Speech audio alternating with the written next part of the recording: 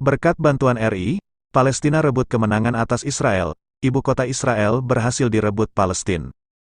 Kembali lagi di Portal News TV, kali ini kita akan membahas terkait dukungan Indonesia kepada Palestina, diawali dengan keterangan langsung dari Presiden Joko Widodo.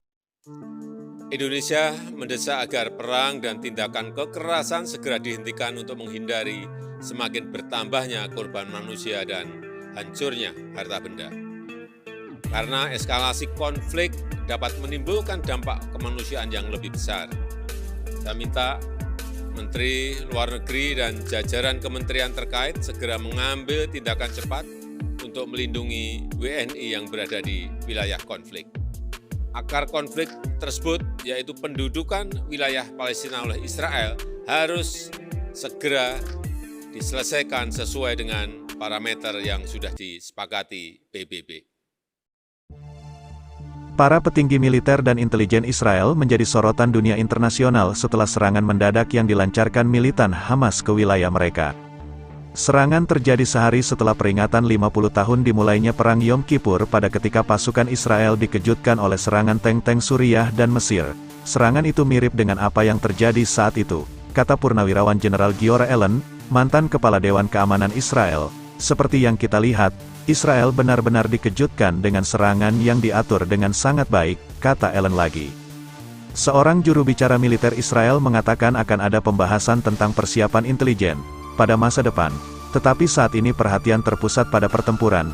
Kita akan membahas hal itu ketika kita perlu membahas mengenai hal itu, kata Allen. Pada saat kejadian, aparat keamanan Israel tampak kewalahan ketika orang-orang bersenjata dari kelompok Hamas, yang menurut militer jumlahnya ratusan, menerobos pagar-pagar pengamanan dan menyebar ke kota-kota. Ini adalah kegagalan intelijen. Tidak ada penyebab lain, kata Jonathan Panikov, mantan wakil pejabat intelijen Nike. Untuk masalah Timur Tengah pemerintah Amerika Serikat, AS Panikov kini bekerja untuk lembaga kajian Dewan Atlantik, The Atlantic Council. Hal itu merupakan kegagalan keamanan, melemahkan apa yang dianggap sebagai pendekatan berlapis yang agresif dan berhasil terhadap Gaza oleh Israel, kata Panikov. Melansir CNN, sedikitnya 350 orang korban jiwa di pihak Israel dalam serangan Hamas ke wilayah Israel.